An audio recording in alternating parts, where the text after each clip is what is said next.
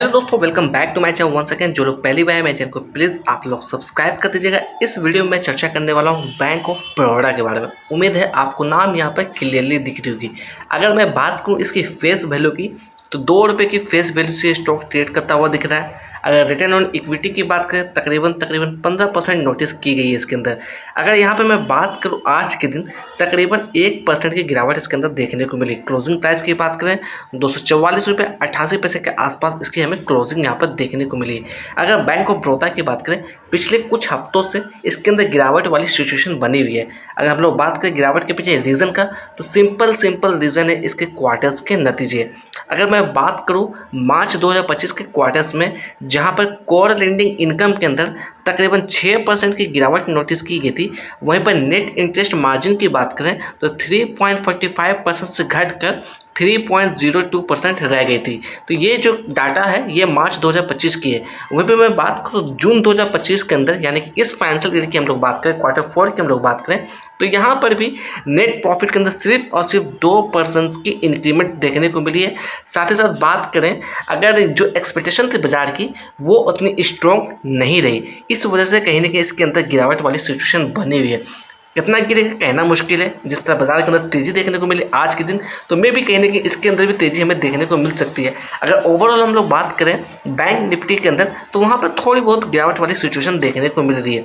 मैं जो भी डाटा शेयर कर रहा हूँ सारा डाटा पब्लिकली अवेलेबल है, आप चाहते हैं तो खुद से भी चेकआउट कर सकते हैं। अगर यहाँ पर मैं चर्चा करूँ रिटर्न्स को लेकर, तो देखिएगा पिछले 5 सालों में काफ़ी शानदार रिटर्न्स इसने बना के दिया। तकरीबन 416% का रिटर्न्स बना के दिया है। पिछले 3 महीने से हम लोग बात करें या पिछले 6 महीने की हम लोग बात करें, तकरीबन 14% का रिटर्न्स यहाँ पर बना के दिया है। यहाँ पर अगर हम लोग डिविडेंड की चर्चा करें, तो देखिएगा 6 जून 2025 को तकरीबन ₹8.35 प्रति शेयर के हिसाब से डिविडेंड दिया था। इससे पहले हम लोग बात करें साल 2024 के अंदर, वहाँ पर ₹7.60 के हिसाब से डिविडेंड दिया था। तो डिविडेंड देखा जाए तो काफ़ी शानदार देती हुई आ रही है ये कंपनी। अगर चर्चा करें यहाँ पर परफॉर्मेंस के लिए, अकॉर्डिंग टू टिकट परफॉर्मेंस यहाँ पे एवरेज नजर आता हुआ दिख रहा है। वैल्यूएशन की बात करें, वैल्यूएशन यहाँ पे लो नजर आता हुआ दिख रहा है। ग्रोथ की बात करें, ग्रोथ यहाँ पे एवरेज नजर आता हुआ दिख रहा है। एंट्री पॉइंट की बात करें तो एंट्री पॉइंट यहाँ पे गुड नजर आता हुआ दिख रहा है। अगर आप इसके अंदर खरीदारी करना चाहते हैं, तो मैं कहना चाहूँगा कहीं ना कहीं आपको अपने फाइनेंशियल एडवाइजर से बात करना चाहिए, तभी यहाँ पर किसी तरीके के डिसीजन लीजिएगा। अगर यहाँ पर फोरकास्टिंग की बात करूँ, तो काफ़ी शानदार रेटिंग्स यहाँ पर निकलती हुई आ रही है। यहाँ पर देखिएगा 33 एनालिस्ट ने इसे कवर किया है, जहाँ पर 76% की रिकमेंडेशन यहाँ पर आती हुई दिख रही है।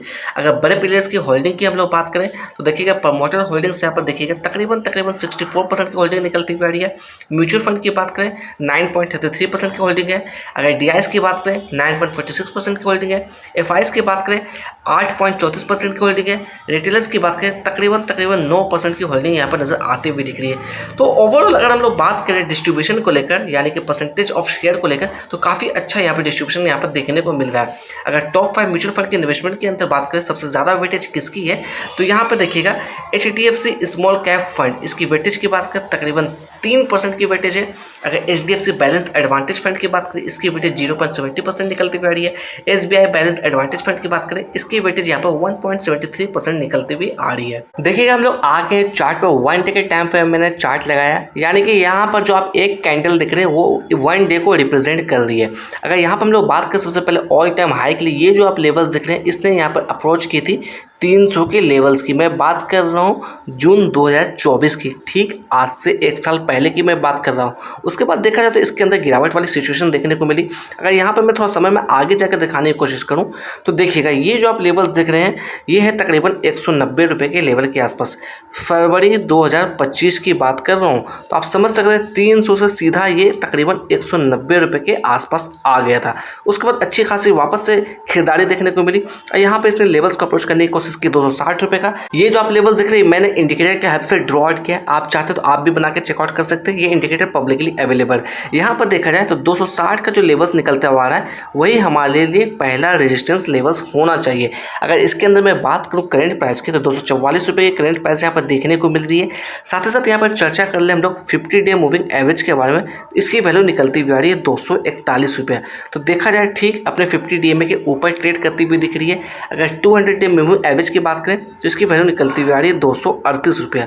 अगर यहाँ पर मैं बात करूँ डाउन साइड में, तो ये जो आप लेवल्स दिख रहे हैं तकरीबन 230 रुपये का, यही हमारे लिए कहीं ना कहीं पहला सपोर्ट लेवल्स होना चाहिए। मैं किसी भी तरह की श्योरिटी की बात नहीं कर रहा हूँ, सिर्फ और सिर्फ मैं पॉसिबिलिटी की बात कर रहा हूँ। अगर बाजार के अंदर कहीं भी हल्की फुल्की नेगेटिविटी आती है तो मे भी कहीं ना कहीं ये नीचे आ सकता है। सिर्फ और सिर्फ पॉसिबिलिटी की मैं चर्चा कर रहा हूँ, तो आपको सोच समझ के काम करना है इसके अंदर, क्योंकि अभी भी हम लोग देखा जाए तो ऑल टाइम हाई से तकरीबन 300 के लेवल से अभी भी ये गिरावट के अंदर ही ट्रेड करता हुआ दिख रहा है।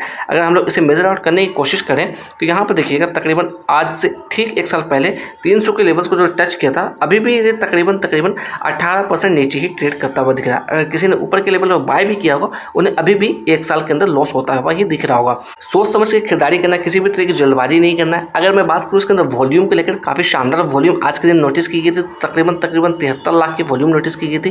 वहीं पर डिलीवरी और परसेंटेज की बात करें, 56% की डिलीवरी इसके अंदर उठाई गई थी। तो वॉल्यूम शानदार इसके अंदर देखने को मिल रही है day by day.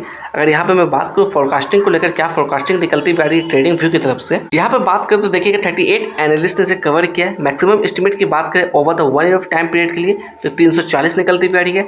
Down side में मिनिमम एस्टिमेट की बात करें 215 निकलती हुई आ रही है। करंट प्राइस की बात करें 244 रुपये है। तो आपको इस लेवल को देखकर फोमो में नहीं आना है कि भाई बहुत ज़्यादा ऊपर पोटेंशियल दिख रहा है तो बाई कर लेते हैं। इस गलती में बिल्कुल भी आपको नहीं आना है। सोच समझ के काम करना है, क्योंकि ये जो आप देख रहे हैं सिर्फ और सिर्फ एक प्राइस प्रिडिक्शन है। ऐसा नहीं है कि गारंटी नहीं कि इस लेवल्स को ही टच करेगा। तो सोच समझ के काम करना है। अपने फाइनेंशियल एक्सपर्ट से बात करिएगा, तभी किसी तरीके का डिसीजन लीजिएगा।